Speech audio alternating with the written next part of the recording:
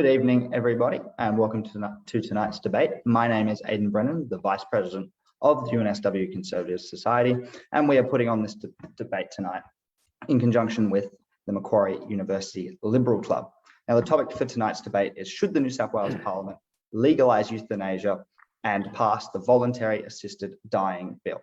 Our speakers for tonight's debate are Shayne Higson, Vice President of Dying with Dignity New South Wales, and Lyle Shelton, former Managing Director of the Australian Christian Lobby.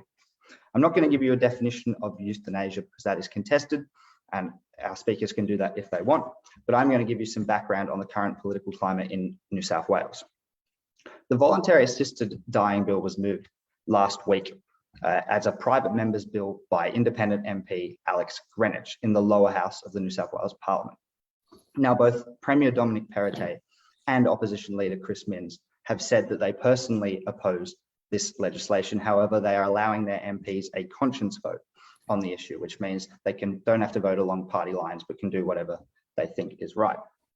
And this is going to be in the voting stages, in the early stages of next year, and it's expected by most political pundits to be a very close vote.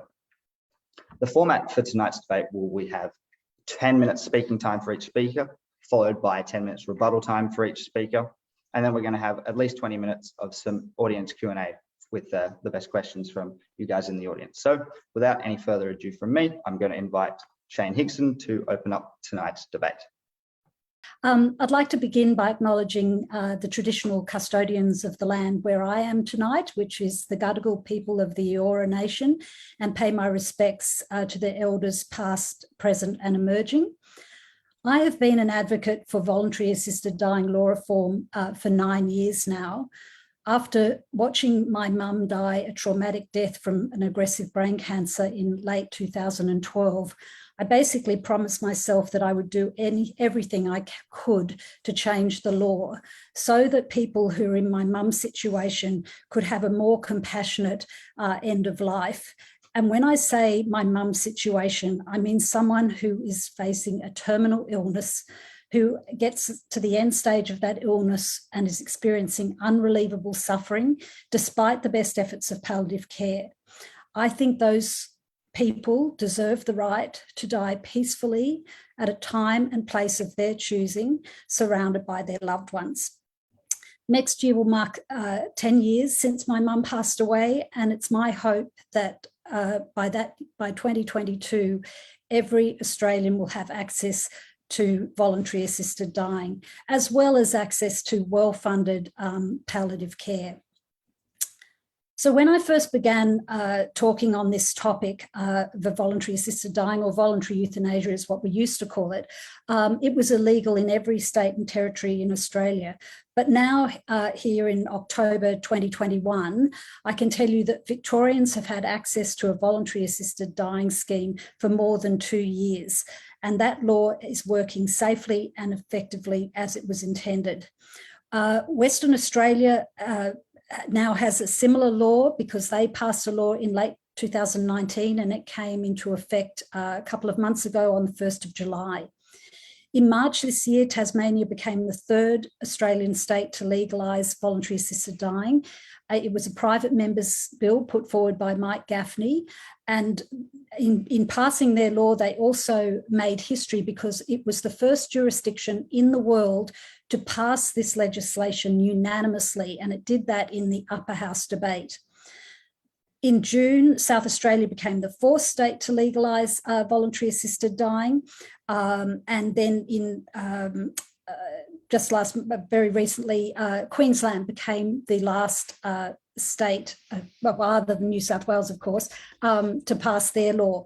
So the Tasmanian and the South Australian bills were both private members' bills, and what that gave us a lot of hope here in New South Wales, because it showed that that a private member's bill can succeed as long as it has cross-party support. So what's happening here in New South Wales? Aidan has already given you a bit of an outline. Basically, in response to the growing momentum, as in the law reform that was happening in the other states, Alex Greenwich, the independent member for Sydney, announced in December last year that he would begin the process of drafting legislation for voluntary assisted dying for New South Wales. The timing of that announcement was quite deliberate. He wanted to give his parliamentary colleagues time to consider how they felt about the issue, how they wanted to see it progress, give them that Christmas break to do it. When Parliament resumed in February this year, Alex began, building that cross-party support, and at the same time, Dying with Dignity really ramped up. We began a grassroots campaign in October last year, and held a number of stalls, and where we also collected signatures on a petition that called on members of the New South Wales Parliament to work collaboratively on this law reform. Our petition, which reached over 100,000 signatures, was delivered to the Parliament just 2 days before Alex introduced the bill, so that the week before last, on the 14th of October. And when he did introduce the bill, he had a record number of co-sponsors. So there's 28 co-sponsors of the Voluntary Assisted Dying Bill from across the Parliament, and that is the most co-sponsors in any Parliament in Australian history.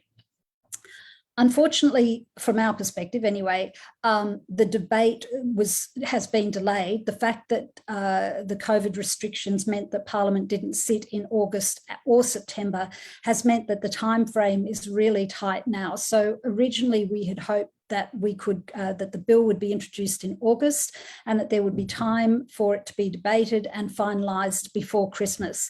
That is now it's impossible now, because the bill has now been referred to an upper house inquiry. So no matter what happens with the lower house will debate first, but we know that the final vote, so before this can become law, the upper house vote won't take place until next year.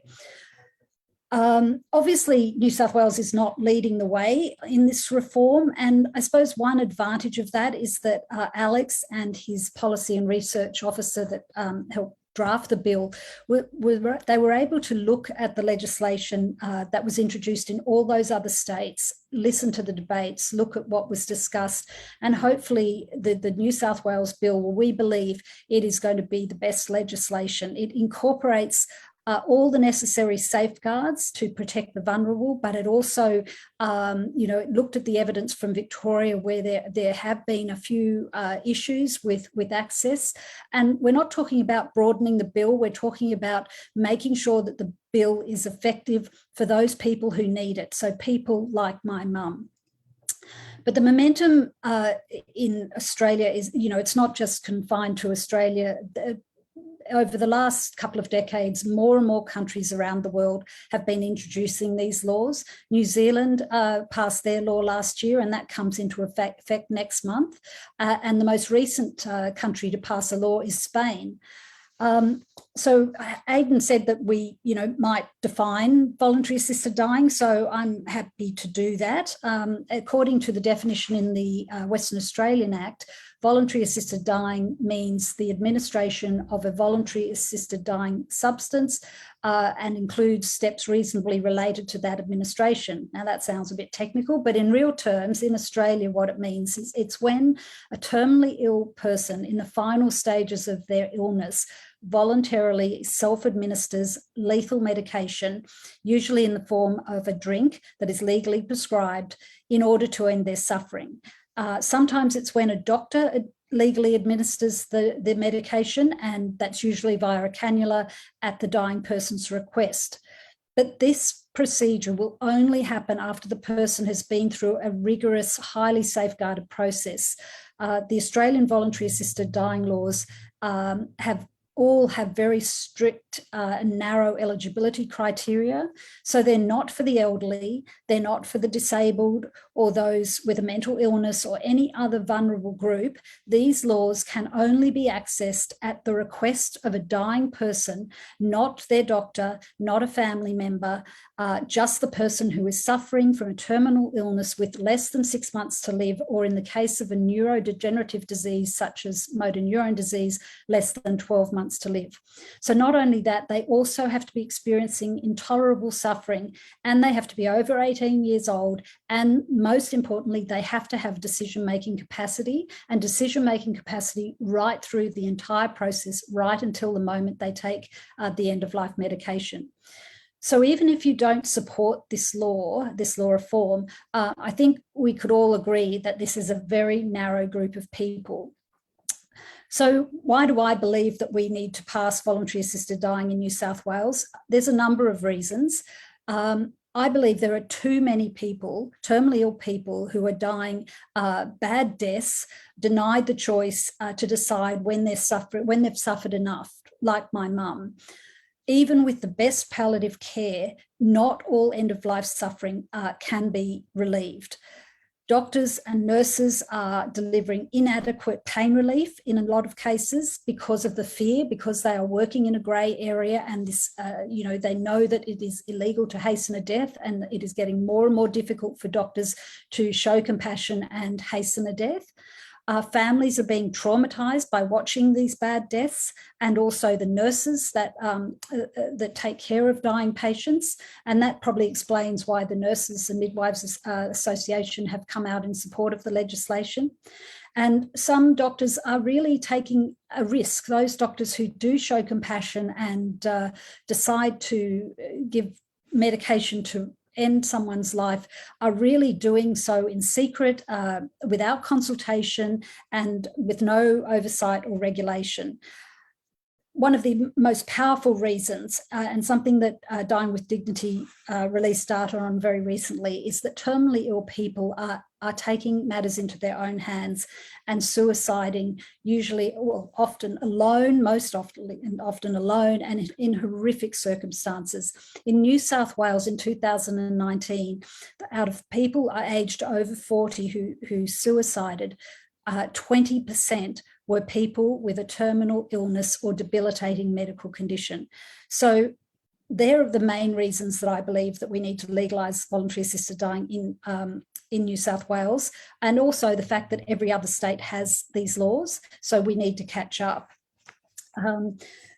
There's a huge amount of public support for voluntary assisted dying, and there has been for decades. So recent polling shows that support is around 80% of the community. Usually when polls are done, there's about 80% support, 10% opposed, and then there's usually about 10% in the middle who are undecided. I'd like to explain why I think a voluntary assisted dying is a natural progression in end-of-life care. Currently in New South Wales, if you are dying and experiencing unbearable suffering, you have three legal options. You can take your own life, as I said, and often it's in horrific circumstances. You can end your own life by refusing all medical treatment, including food and water, and basically starve and dehydrate yourself to death. But this is an incredibly sort of cruel way to make someone, take matters into their own hands. It is long, it can take days or even weeks, and it's traumatic for the dying person, but also for the loved ones that are looking on. And a third legal option, if you've been suffering for some time, and I do apologise for the noise if you can hear that. I have a new puppy and she's scratching at the door. So anyway, I'll keep going. If you are suffering unbearably, you might be lucky enough to have a doctor who will administer enough medication to put you, sedate you. It's called terminal sedation. But this only happens, it often happens with no conversation with the patient. It can be sort of decided by family members. And again, it's a distressing circumstance. And it also doesn't guarantee a peaceful death, because that was the end stage for my mum, and it certainly was not a peaceful end. So they're the current legal options. But what you can't do here in New South Wales under the current laws is die peacefully at a time of your choosing, at a place where you want to die, surrounded by your loved ones.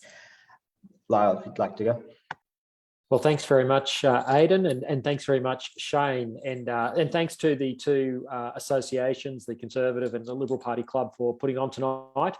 Shayne and I first met on the set of the now defunct program Lateline on the ABC about 5 years ago, and it's great to be back debating and conversing with her again.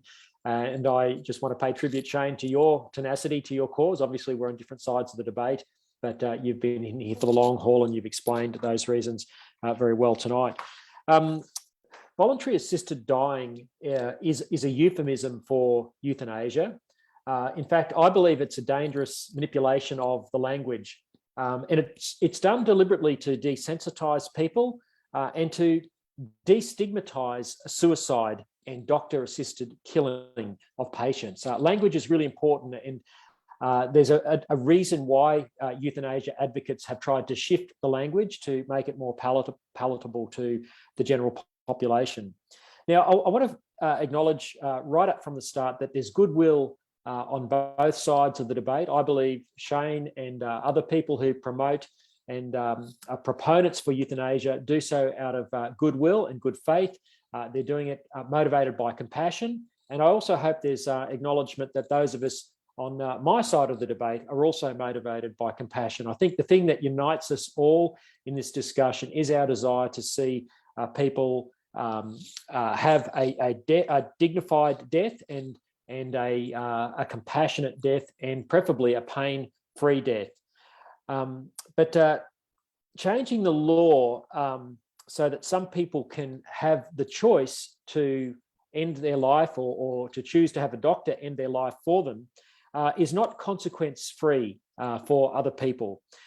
This is very much a libertarian's dream to be able to choose everything about his or her life, including the moment of death. And it's the libertarian's most fundamental error to think that his or her autonomous choices do not have implications for other people. Euthanasia should be opposed because it leads to an epidemic of wrongful deaths through misdiagnosis. Even Andrew Denton, and I'll come back to him in a moment, the head of Go Gentle, one of the most famous celebrity proponents of euthanasia, admits that doctors do not always get it right. And I think any of us who have had any experience with the medical profession, as much as we obviously respect them and their professionalism, know that they are fallible just like any other professionals.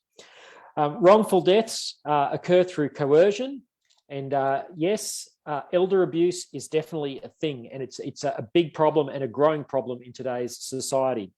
Wrongful deaths will result through inheritance impatience, and never underestimate the motivations of relatives and people in families who have had falling outs and bad blood and things that go on in families that are unfortunate, and how that can be manipulated at the end of life. There will be wrongful deaths because of a lack of access to death with dignity offered through properly funded palliative care. There'll be wrongful deaths because of the destigmatization of suicide. Now, already in other countries where, and just a very small number of jurisdictions around the world have legalised euthanasia, but in Canada, it was legalised about 5 years ago through a decision of their courts, legislated from the bench effectively. But since Canada has legalised euthanasia, we've now had the cost savings calculated to the health system of euthanizing people. And there was research done at the University of Calgary, and these researchers estimated that the annual saving to the Canadian health budget was somewhere between 34.7 million Canadian dollars and 138.8 million Canadian dollars. Now, it's a fair range there, but this is an attempt within a very short period of time of legalising euthanasia to put a dollar value on the health system of people being euthanized rather than being properly cared for in the end of life. I think that's pretty chilling. I think it's macabre that they actually made that calculation, that a reputable university would do that. The recent debate in Queensland saw some intelligent contributions, most of all from the leader of the Liberal National Party, David Crucifeli, who said that he'd read through the entire parliamentary report on euthanasia that was done, went to great detail to study it. And in the end, he voted against euthanasia. And he said this, he said, "I can't support something that offers the assistance of the state to terminate their life, the same state that does not give them the option of specialist palliative care in the same time frame." And what Crucifeli was saying is that under the Queensland legislation, which only passed a few months ago, people would be eligible for euthanasia before they would be eligible for palliative care, particularly in regional and remote areas of Queensland. And this was effectively creating a situation where instead of properly funding palliative care, which I know Shayne supports, and I welcome that, but instead of doing that first, they put the cart before the horse and have brought in euthanasia and made people eligible for euthanasia before they have access to properly funded palliative care. And again, that's very, very chilling. It just shows the utilitarian nature of this law reform. Crucifeli went on to say, he said, I believe this bill unintentionally but unavoidably puts a lesser value on the life of the poor, the remote, and the sick. Now, you know, this is 2021, folks. We are supposed to be enlightened people where we put value on all human lives. And here we are putting a different value on life based on where people's socioeconomic status, where they live, and their status as being well or not. And I think Crucifeli's contribution is well worth looking at. Now, I said I'd come back to Andrew Denton. Andrew Denton has said, and I quote, there is no guarantee ever that doctors are going to be 100% right. That's his words.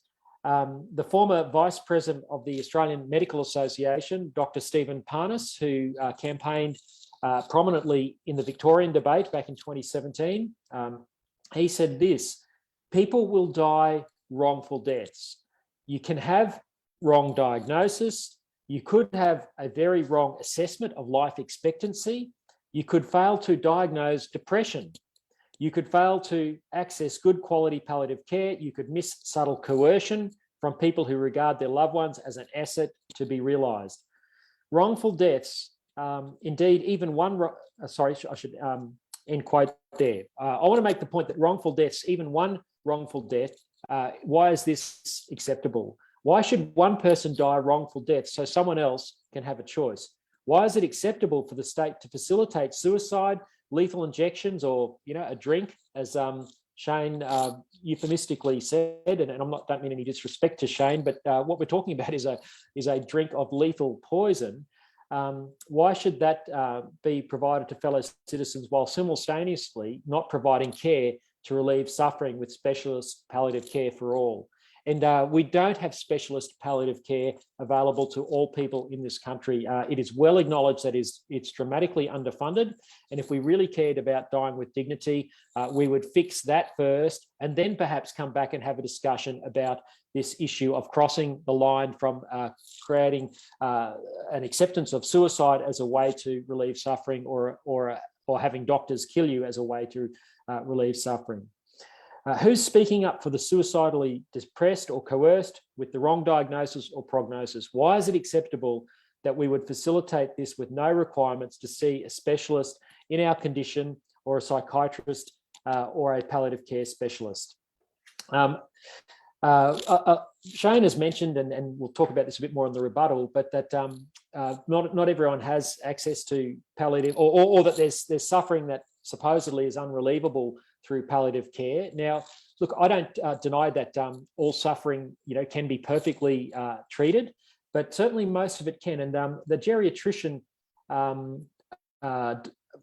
professor at Deakin University, Dr. Mark Yates, he's a geriatrician and clinical associate professor, told The Australian, he said, lots of patients express the wish to die at the very end of their life, which is symptomatic of the fact that their needs are not being met. If we had appropriate palliative care, then all of those needs could be met. That was his assessment as a health professional.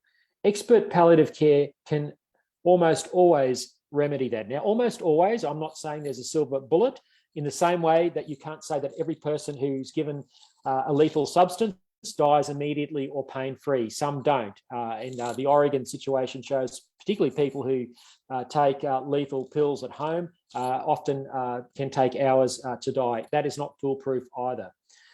In Victoria, where euthanasia has now been legal for a couple of years, it was said that this would reduce suicide rates. Well, in fact, it hasn't. Suicide has continued to go up in Victoria, and another 144 people per year have been added to the annual suicide toll. It has not had the effect of reducing suicide, and 3 times as many people as the advocates said are accessing euthanasia in Victoria on an annual basis. So it's certainly, the iron rule of public policy is what you promote in public policy, you get more of, and we're getting more of euthanasia and more of suicide.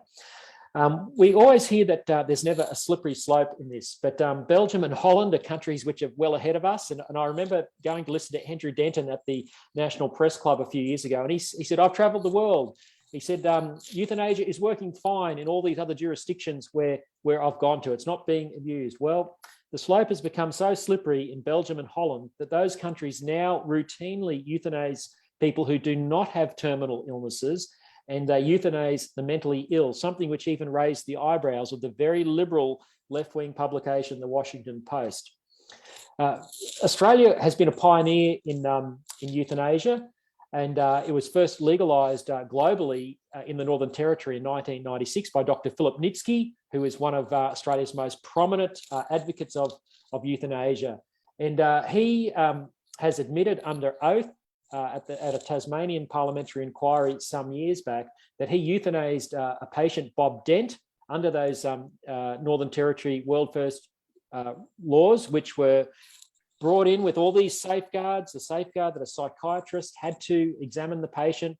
Well, in the case of Bob Dent, by Nitsky's own admission, he dispensed with the requirement, the legal requirement for a psychiatrist, and he admitted under oath, under questioning, that was a breach of the law, and it was a breach, quote, motivated by compassion. And then he went on in the same testimony to say that if he had his way, he would do away with the psychiatrist. And of course, that's what we've seen happen under euthanasia laws.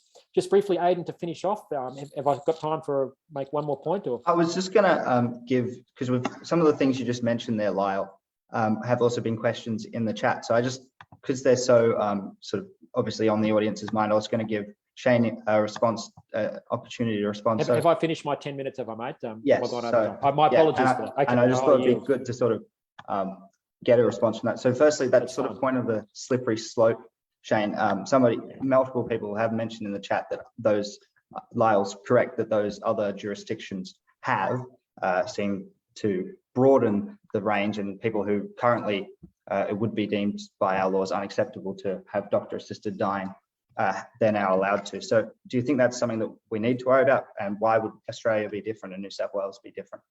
Sure. Well, look, multiple inquiries in Australia and overseas have shown time and time again that the slippery slope argument is just not true. So the Belgium and the laws in Belgium and the Netherlands were never written as narrowly as the American laws, which are the laws that Australia has modelled on. They never specified that someone had to be terminally ill or dying. Their laws were for people who have unbearable and untreatable suffering. And that's why it is, obviously the numbers of people are still primarily people who have cancer and other life-limiting diseases, but there are certain people with psychiatric illness. I'm certainly not disputing that. There have been cases where people who have been under psychiatric treatment for decades, some of them, do end up being allowed to end their lives peacefully. Now, these are people who would probably otherwise have suicide. Many of them have attempted suicide a number of times, but rather than focusing on the laws in Belgium and the Netherlands, I mean, I don't want to take up time now discussing those laws, but I can definitely say they are not broadened. It's not like they started with terminal illness and now look where they've gone. They were always they were always broader. So I'd like to address some of the things that Lyle said, if that's okay. Can I just ask you one thing, Shayne? Of course, yes. Lyle mentioned the use of language, and they've shifted it to voluntary assisted dying, and that has seemed to be in the public domain. As I've mentioned, we don't use the word euthanasia as much. It is voluntary assisted dying. Yeah. He sort of suggested why that is. I'm just going to give you an opportunity to suggest why. Look, I'm happy. I ran the Voluntary Euthanasia Party. I was head of the Voluntary Euthanasia Party. I have no problem with the term voluntary euthanasia. I think that the reason why the MPs who put forward these bills in recent years have used different language is that still, there's still that sort of a little bit of baggage for the words euthanasia from from Nazi Germany, I think. Euthanasia is a term that's used for animals. I personally, it means good death. I don't have a problem with the word euthanasia, so I'm happy to use it tonight if necessary. But euthanasia also implies, a doctor administering life-ending medication, and that is not like certainly in Victoria, which was the first state to pass a voluntary assisted dying bill, the person themselves has to self-administer. So it is a slightly different process as well. It wasn't done to avoid using the word euthanasia. Well, I don't believe it was, because as I said, that was, I had no problem running for the Voluntary Euthanasia Party. I do. So you're both just going to get 10 minutes again, starting with you, Shayne, and then Lyle in response. So you can use this time to Sure. refute each other's points, or Sure. continue building your own case and do whatever you want with it. So yeah, Shayne, thanks, Aidan. I do think language, does play a role in this debate, and I'm always saddened, and Lyle knows that I am, when our opponents call it killing, because my mum was dying. She was dying. She asked for her suffering to end just 15 days before she otherwise would have died. So to say that we're allowing killing is really, I'm very uncomfortable with that terminology. But I agree that there are people on both sides who feel, who are motivated by compassion. But the reality, I think that I wish that opponents would look at the reality. It's all very well to say that, palliative care, could do this or could do that. But in the real world, there is never going to be this utopian level of palliative care. We know we live in a society where governments run health and education and everything else to budgets and things. So it's just a fantasy to think that we are going to have that we shouldn't allow voluntary assisted dying till everyone has, the very highest level of palliative care. We actually have the second level of second after England, best palliative care in the world. So we don't have terrible palliative care at all. Certainly there's different areas that have less access. But the fact is, my mum was under the top palliative care specialist in Sydney, and she suffered at the end of her life. So I'm not convinced by someone saying all you need is better access to palliative care.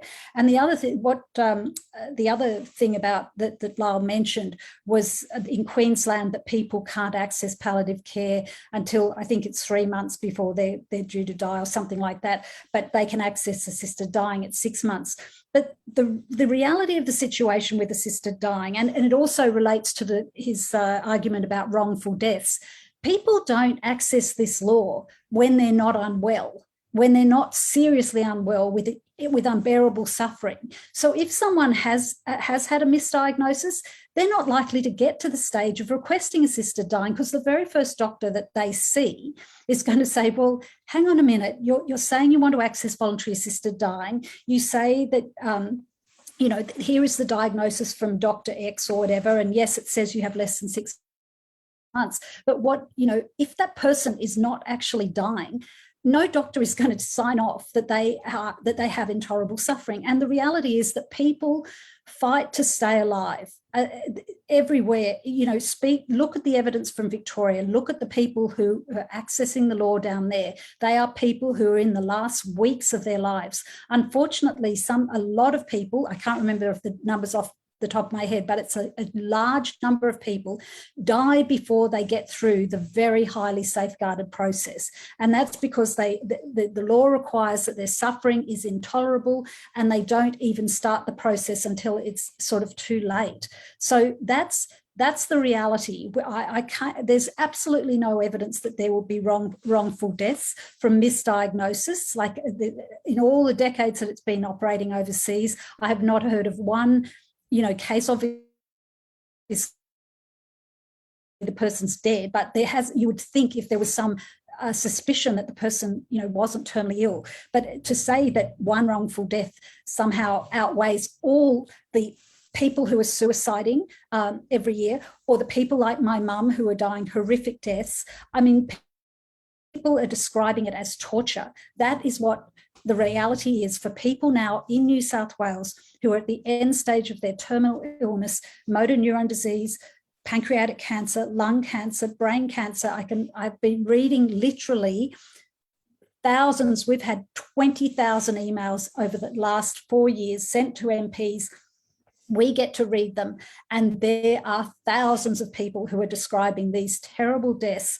And a lot of them, because I've been reading them recently, are people who the only choice that they have is to stop eating and drinking. And I saw a photograph of someone like that just 2 nights ago, and I was absolutely horrified. Anyway, I won't go into the details of that, but you know, these are people who are at the very end stage who have horrific suffering. So I think to turn your back on that is a lot, you know, that, you know, is sort of difficult for me to accept. Let me just see the time. No, I've still got time.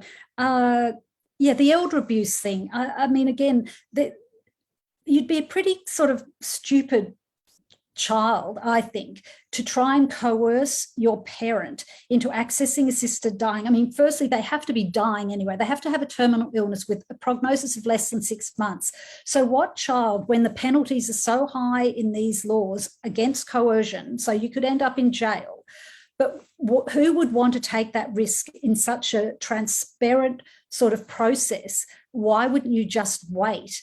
You know, any form of coercion is illegal under the Act, and there are harsh penalties. So there's literally absolutely no evidence that people, you know, elder abuse would. In fact, elder abuse probably has more impact now in the absence of a law, because the conversations that are happening now when someone is dying, and I'm sure that everybody who is watching this tonight, you know, depending on the age, has probably heard of a situation where someone's at the end of their life.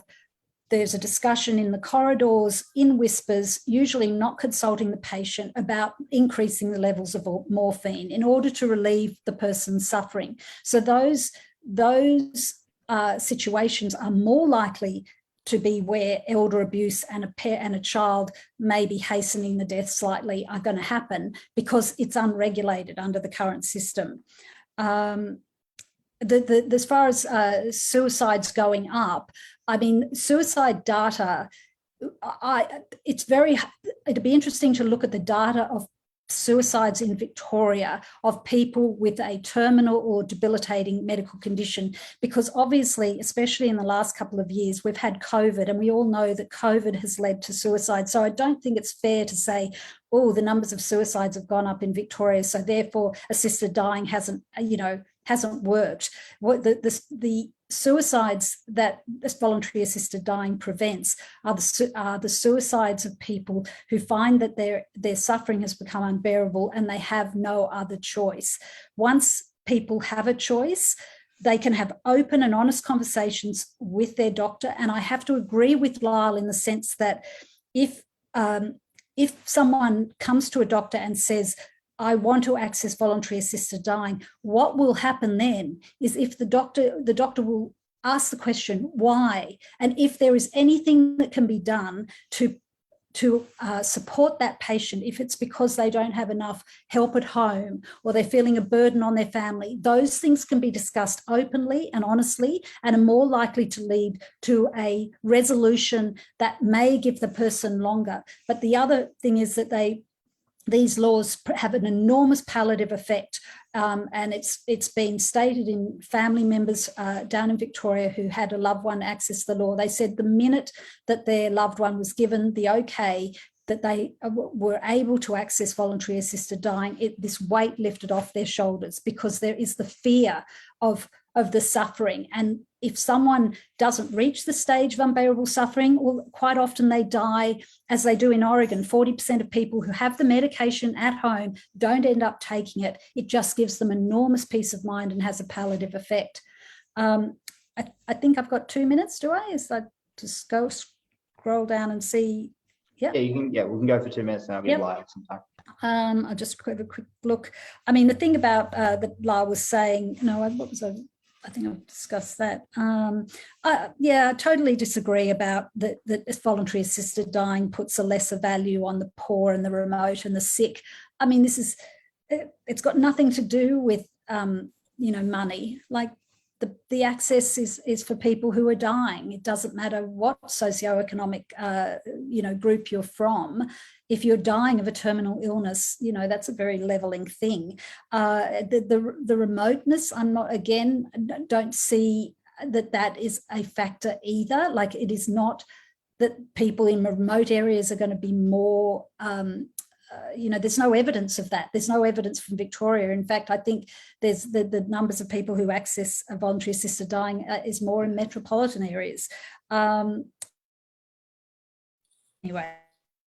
that's probably covered most of what I was going to counter from Lyle. The thing about Canada putting a price tag on it, it's interesting that they've said that they've saved the health budget, 34 million or whatever it was, because in WA the opponents were arguing that it was going to cost a lot to have voluntary assisted dying, and that was one of their strongest arguments. They said that it was going to be an expensive thing to administer voluntary assisted dying because of all the bureaucracy and safeguards. So at the end of the day, it shouldn't be about money, and it's not about money. This is money, sort of saving is not an argument that I've heard from anyone, that this is going to save the state money, because there is a cost involved either way. And the last fact that I'd like to get across, obviously, to those people who are watching, is that nearly, I think it's 99% of people who've accessed the Victorian law in the first 2 years were also receiving palliative care. Nearly 100% of the people were receiving palliative care. This is just a last resort within palliative care. It is not an either-or situation. Thanks, Shayne. Lyle, your response. Yeah, thanks very much, Aidan, and thanks, Shayne. Just, I guess, in regard to the idea that this is somehow foolproof, that it's not open to abuse by people who are abusing elders or inheritance impatient or whatever. I guess my question to that is, how would we ever know? Under the Greenwich Bill, the whole process is shrouded in secrecy. Those involved in euthanasia or assisted suicide process face up to 12 months in prison if they disclose personal information about the patient or any of their medical practitioners. While this will be marketed as protecting a patient's privacy, it shrouds the life-taking process in secrecy and makes it completely impermeable against review. Offenders under the Greenwich Bill are given legal protections. Under New South Wales law, under New South Wales law, crimes like murder and manslaughter can be prosecuted at any time, even decades later. But in the Greenwich Bill, prosecutors only have 2 years to bring charges. Otherwise, an offender can go unpunished. Now, these, why are we making a distinction here? I know, Shayne doesn't like the word killing, and I respect her distaste for that, because I know the motivation is coming from a place of compassion. But the reality is, and it is unpalatable, this is killing. And where killing is involved, it's a very, very serious thing, and there shouldn't be special dispensations under the law. Very little detail is recorded. And of course, death certificates are falsified to say that someone died by their particular illness rather than by a lethal substance that was injected. Now, I think we should just be honest through the whole process about this. So I don't accept that this is not open to abuse. And I think it seems like the law is structured in a way that certainly makes it easier for abuse to occur. Where there's unrelievable suffering, and this is something we hear a lot, and we've heard from Shayne tonight, and we hear it from proponents of euthanasia, I would question whether people who are suffering bad deaths, and don't get me wrong, too many bad deaths occur. I agree with that.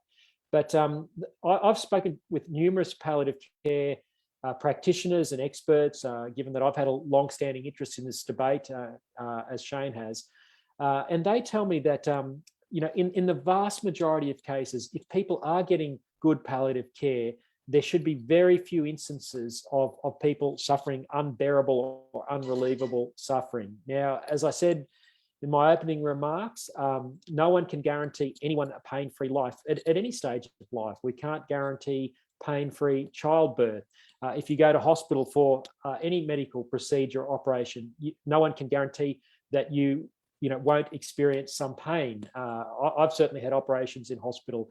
It is possible to, and our doctors and health professionals do their best to help us. And I don't accept Shayne's proposition that palliative care in Australia is well funded and that it's fine. It may well be world class, and you'd expect that in a country like Australia. My apologies, my phone is ringing.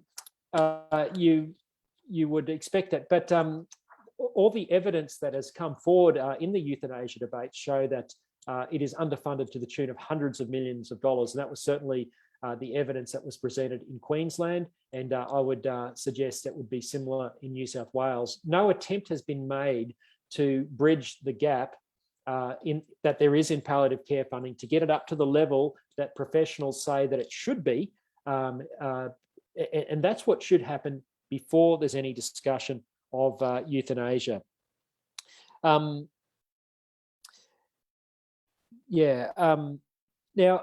Shayne has mentioned too about that there's strong protections supposedly against coercion, but in the New South Wales bill, it is legal for a health practitioner to suggest euthanasia to a patient. Now, I think there's a lot of power in suggestion, and my understanding is under the Queensland bill, it's even legal for a relative or someone to suggest to a patient that they might want to request euthanasia. Now, again, I think this is very, very dangerous, and the power of suggestion. It's often said in this debate by people on our side, and it's true, and it's one of the reasons why jurisdictions like England have consistently rejected euthanasia. It's been scrutinised many, many times, is because the right to die quickly can become a duty to die, and it changes the culture and changes the expectation that people have. Now, Shayne mentioned the situation in Belgium and Holland, and suggested that there'd been no slippery slope there. I come back again to what Andrew Denton said at the press club. He said he travelled to these jurisdictions. He said these laws are working fine in these countries. Now, I was surprised. Now, I wasn't surprised that no one in the press club questioned Andrew Denton, because there's been very little media scrutiny on the nuances of this debate. The debate tends to be fairly one-dimensional. We see examples of extreme suffering, and that, of course, tugs at all of our heartstrings, and rightly so. None of us want to see fellow humans suffering. I don't want to see, hear of the horrific story that Shayne's related about her mum. None of us want to see that, but that's the one-dimensional nature of this debate. But the reality is, in Belgium, we've had people euthanized because they're depressed. A woman who was depressed because of a botched sex change operation received euthanasia. A fellow who was a murderer and a rapist serving a life sentence was allowed to access euthanasia. In the Netherlands, a doctor euthanized a woman in her 80s who suffered a stroke because she did not want to go and live in a nursing home. And it goes on. There are lots and lots of these examples. Shayne says that it will only be available to adults. Well, that's how it started in Holland and Belgium as well. And now they have protocols for children, the Groningen protocol for babies in the Netherlands. This thing is a slippery slope, and grease is being applied all the time. I think that's probably the gist of what I want to say in terms of rebuttal, Aidan, and happy to go to questions. Great. Well, thank you. I might address the first question to you, Lyle. So it's a question from Joe Gears, and he says, people often see euthanasia for suffering animals as compassionate or the right thing to do, and sort of ask, why is this not applicable to people suffering? The simple answer to that is because people are not animals. And, the tradition in Western civilization is, and look, this is where I will bring a religious and moral dimension into the debate. Obviously, I'm someone who's a Christian, a person of faith. Australia, even though we have been rapidly secularising in recent years, we are the beneficiaries of 2,000 years of Western Christian tradition, which has developed over time. And one of the great inheritances of that is a concept called the Imago Dei, that human beings are different from animals. We are created in the image and likeness of God. And so we've had a culture of elevating the importance of the human creature. We do see ourselves as different to animals. Now, you don't have to be a Christian to believe in that concept, but there is a religious dimension to that. Many people accept the idea that because humans have the capacity we have transcendent capabilities that are not just that can't just be explained by brain chemistry and by materialism and by physics. And that's what sets humans apart from animals. And so when it comes to human suffering, we get around our fellow human creatures. We show compassion and love, and we do everything we can to relieve them of their suffering.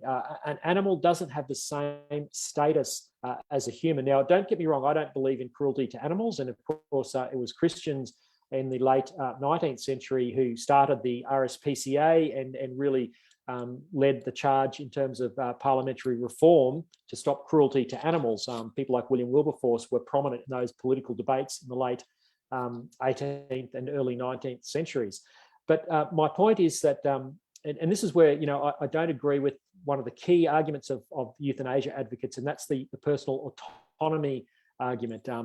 We as humans are created to be interdependent upon one another. That's why we don't just put humans down. We get around them, we show love, we show compassion, and we seek to relieve suffering in community rather than the isolation of euthanasia. Now, I know people get around people in euthanasia, but my point is that we do not treat humans like animals because we see that there is a higher value on a human life. And once we take away that distinction between human and animals, again, that's a very dangerous place to be. And of course, people like Peter Singer take that to its logical conclusion and say, well, we should have infanticide for disabled babies, because that's where that logic takes you to if you don't believe that human life is more special than animals. So yeah, that's all I have to say there. Thank you.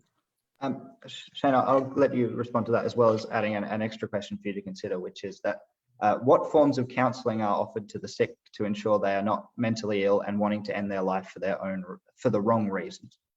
Yeah, so a doctor under the laws, there's two independent doctors who are specially trained for voluntary assisted dying, on top of a minimum sort of experience requirement. And if there's any suspicion on there that the person is being coerced or that they may be suffering from depression, then they will be referred. So it is not, we don't support mandatory psychiatric assessment, because that is just putting another barrier. These people, as I said, a number of people are not managing to get through the process in Victoria, and to send that actually happened to my mum, like literally dying of brain cancer, bedridden, in adult nappies, pleading with me and my sisters and her partner to end her life.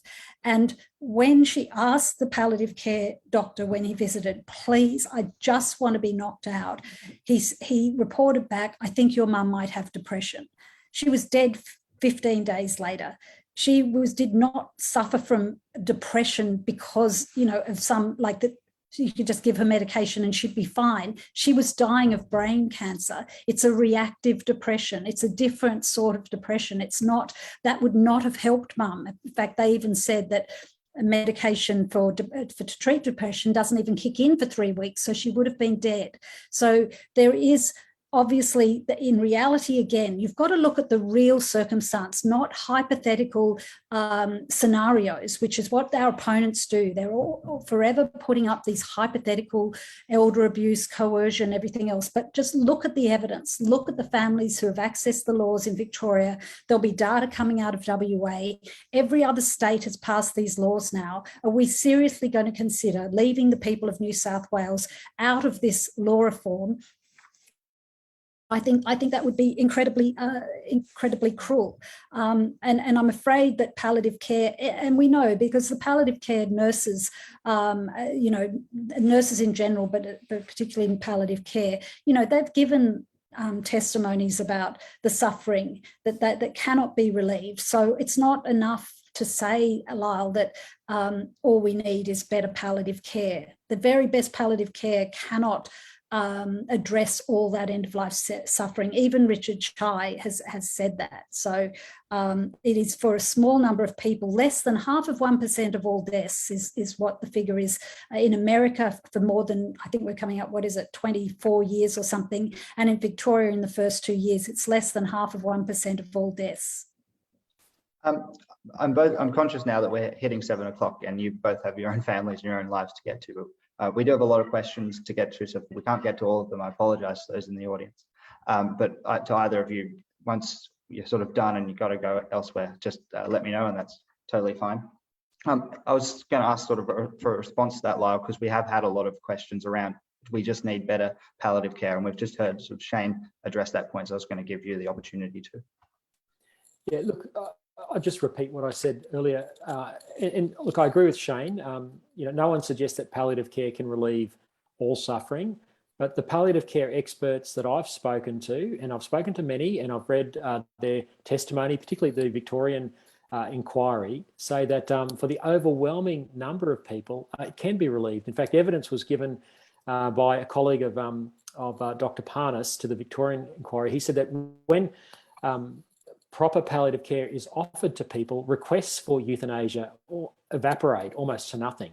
Now, I'm not going to say to nothing, but almost to nothing. That was the evidence a palliative care expert gave in the Victorian inquiry. And no one denies that there's a massive gap in funding in palliative care. And this is why this debate is so disappointing, because it's incontrovertible that we haven't got our palliative care to the levels that we know that it should be in terms of accessibility to every Australian. And in terms of what we know the palliative care system is capable of. So we're having this debate prematurely. Aidan, if there's one other thing that I forgot to mention in my rebuttal to what Shayne was saying, she mentioned that it's illegal for doctors to hasten death through, giving increased pain relief. Now, I'm not sure that that's right. Again, doctors I speak to say that that's not true, but let's just assume that it is true. If it is true, I would support law reform to make sure that if a doctor increased the dosage of morphine or some other pain relieving drug to make someone comfortable, and if that did hasten their death, that is not euthanasia at all. And that's because it's not using a poisonous substance. It's not an intervention designed to kill. It's an intervention designed to relieve pain and suffering without crossing that ethical line with all the problems that we've talked about tonight. So that's something which does need to be addressed if indeed it is a problem. I don't believe it is. I understand that happens quite a lot, and there's no ethical issue with that, because the aim is pain relief and suffering, relieving suffering, and that is not euthanasia. Right. So there you go. There you have it. It's happening. It's happening all the time. We just do it slowly so that it doesn't, can't be, we can pretend that it really wasn't hastening the death because it took a long while. Like my mum took 5 days and she seizured during that time. Her leg went, the one leg that was moved up and down. It was not a peaceful death. I can read you thousands of stories of people who, and that is not a choice that the patient makes. That is a choice that the doctor makes. So the doctor is the one in control. If you're lucky, you'll have a doctor who will administer enough morphine to potentially alleviate all the suffering, but a lot of doctors just do it just enough so that they're not crossing the line and it doesn't relieve the suffering. So that's why I don't see it as such a major thing, because as you're saying, it's happening anyway. It's just unregulated, not controlled by the patient. And it's a grey area, and that is why more and more people are suffering, because as we approach this law reform, the whole question of where the legality is coming into it. And anecdotally, we're hearing so many cases where people say, years ago, doctors were able to do this all the time. I've had doctors, hundreds of doctors signed up to a list, health professionals for assisted dying choice, and they've admitted that in the past it was a lot easier. It's getting harder to hasten death now, and I think it's partly because we are heading towards this law reform. But I just wanted to say that Lyle has said that it's his religious views that make him believe that human life or whatever is different to animals. But what about, and that's fine, and I respect that, Lyle. I totally respect it. And if you don't want to ever be able to access assisted dying, I would respect you. Obviously, you will never have to apply yourself if you find yourself with one of these terrible conditions. But what about for the people who don't share your belief? That is where it becomes really unfair to inflict the torture. And that's exactly what my mum described it as. That's the word that's used in so many of the testimonies that are sent to us. Why do you want to inflict the torture on these people, and just again waiting for some utopian world where there's this incredible palliative care, even though palliative care themselves, Palliative Care Australia, no longer opposes voluntary assisted dying. They're neutral on it now because they've done the research. They can see that the existence of voluntary assisted dying laws does not have a detrimental effect on palliative care. In fact, it enhances it. And that is what's happened in every jurisdiction where assisted dying is legalised. Palliative care has actually improved. And that's the evidence. And that's the evidence that was accepted in the parliamentary inquiries that have led to the laws in all the other states. So, Lyle, your response? Yeah, just responding, there's a couple of points there. With regard to the increasing of pain relief in a way that might hasten death, if there's more law reform that needs to be done, that's probably the area where it should be done, rather than going to crossing this Rubicon where we actually use poison in end-of-life health care. I'd rather use pain relief and palliative care. We can argue all day as to whether palliative care is up to scratch. The evidence I've seen from the sector is that it's not. It's massively underfunded. So, let's reform the law where we know there's problems. Let's improve the funding where it should be, and then return to this debate if necessary. Now, I still wouldn't support it because I still think it's wrong. And yes, I take a risk in bringing religious views into this debate, but I'll just try to be honest as well. Yeah. But what I was trying to also demonstrate, though, whether you're religious or not, we have a Christian inheritance in our culture which says that humans are different to animals. Now, I respect that not everyone believes that, and particularly atheists don't. And atheists are a small minority of the population. The majority of people are Christians, even still today by the census, just over 50%. That might drop after this latest census, but it's still a very, very large proportion of the population. Then the next, then there's the other religions, which are a few percentage points each, and then probably most people are, the next biggest cohort are agnostic, and then there's a small slither of people who are atheistic, who don't believe there's any sort of transcendent or there's any inherent worth in humans as opposed to animals. And all I'd say in that, that's fine to dismiss my religious views because they're the cultural inheritance that has given us the idea of human dignity. But if we throw human dignity out the window because we've thrown Christianity out the window, then we have to look at where the logic takes us. And you've only got to look at Peter Singer to see whether, and he's a great proponent of euthanasia. But as I say, the logic then takes him to other very dark places. And you've only got to see what the disabled community think about Peter Singer's idea of infanticide for disabled babies, because they're no different to animals. And if a baby is not a sentient being and it's disabled, it should be killed, according to Peter Singer. That's getting into a different debate. It is, but you have to extrapolate the logic. If you don't think human life is precious and different to animals, then that's where your logic takes you. And it will even take you even into darker places and a slipperier slope in the euthanasia debate. Mark my words, as it has in other countries. On that point, so we mentioned euthanasia laws broadening or potentially broadening. Do we have specific examples of that? And then I'll ask you that, Lyle, and then I'll let Shayne respond to those examples you give. Yeah, look, I've already mentioned Belgium and Holland. I mean, the Washington Post, I couldn't believe this about, in 2016 or 2015, the Washington Post reported almost breathlessly, wow, they're now euthanizing the mentally ill in Belgium.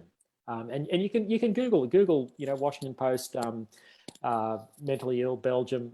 The Washington Post couldn't believe it. So the goalposts slip. Children being offered euthanasia. Shayne says it's only going to be available to adults. Well, again, extrapolate the logic. If you've got a, why is a suffering child under Shayne's logic not able to be killed, with a poisonous substance as a suffering adult is? So again, the logic is going to have to take you to these places if we cross this Rubicon. And certainly, as I've mentioned those. There are numerous examples. In Holland, there was a woman who was held on the table by her family while her doctor euthanized her. She woke up during the process and struggled, and an investigation happened and that doctor was cleared. I mean, this is a very, this has got all sorts of ramifications down the track, and I think we need to be very, very careful. Shayne? Well, just very quickly on the lady, the one with the family holding it down, that woman requested voluntary assisted dying or voluntary euthanasia in an advanced care directive, and changed her mind.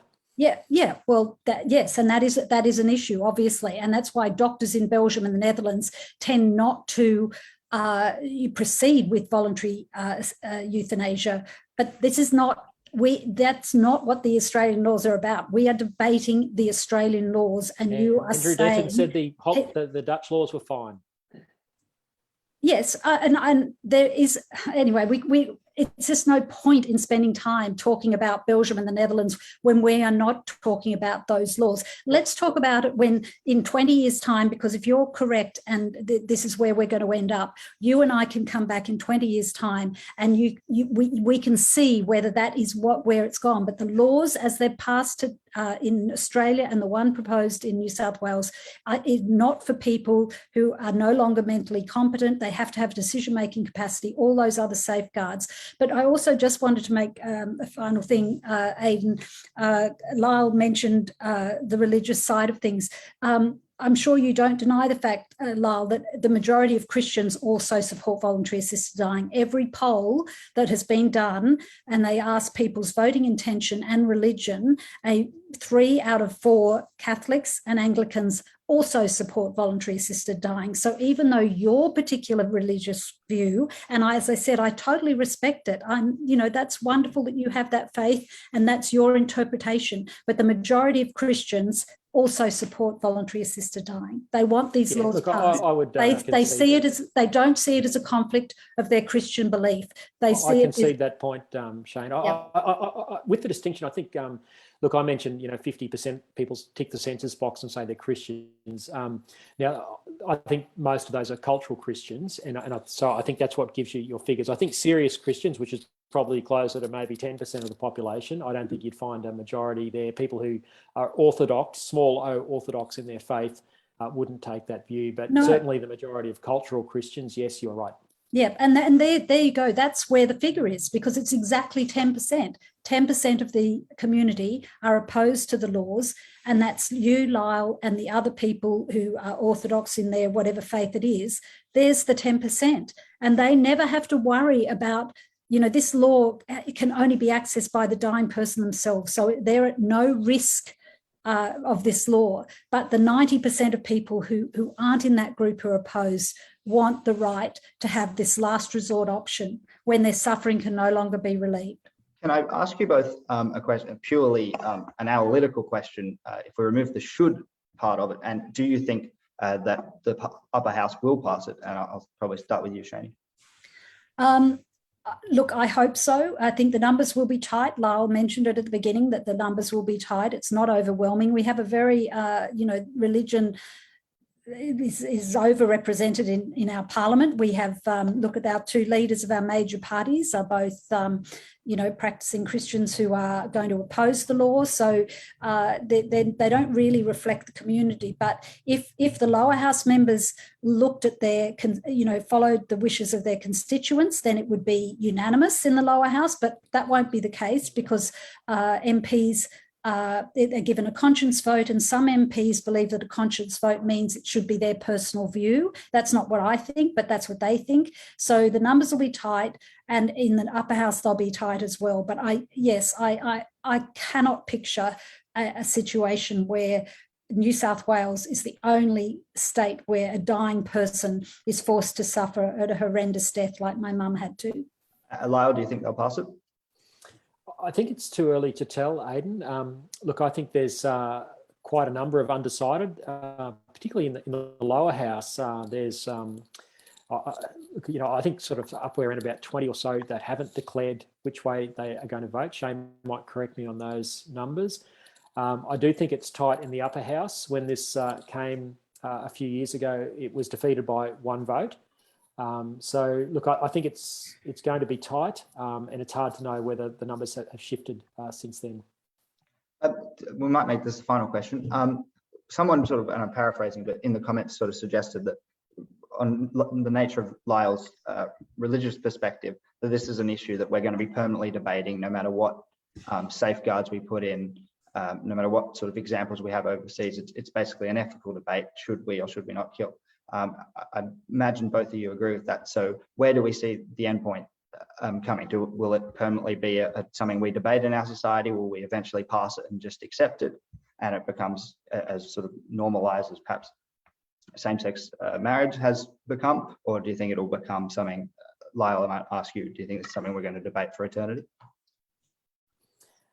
Look, I think we will be debating medical ethics always, and I think that's really important and really healthy for a society, because I don't think this is going to be a consequence-free reform in the same way that same-sex marriage, and I note, Alex Greenwich was one of the key drivers of same-sex marriage. He's one of the prominent leaders there. That hasn't been a consequence-free debate. That's got all sorts of ethical implications for children who miss out on their mother through commercial surrogacy. It's had huge ramifications for what children are taught in school in terms of gender fluid ideology. It's a whole nother debate. But what I'm saying is, you said, Aidan, these things just become normalised. No, the consequences start to play out. And we will see, just as we've seen in Belgium and Holland and Oregon and other places, the consequences of euthanasia playing out, and particularly the consequences of normalising the idea that humans are no different to animals. And yes, there's a religious basis to the idea that humans are special. But once you take away that, and I believe it's a truth that's hardwired into the world, that humans are higher than the animal kingdom. Once you take that away, this debate will not stop here. And of course, ethicists like Peter Singer, who are way ahead of all of us in their thinking on these matters, has extrapolated that. So I think it will be debated because the consequences will be ongoing. Shayne, where do you think we're heading with this?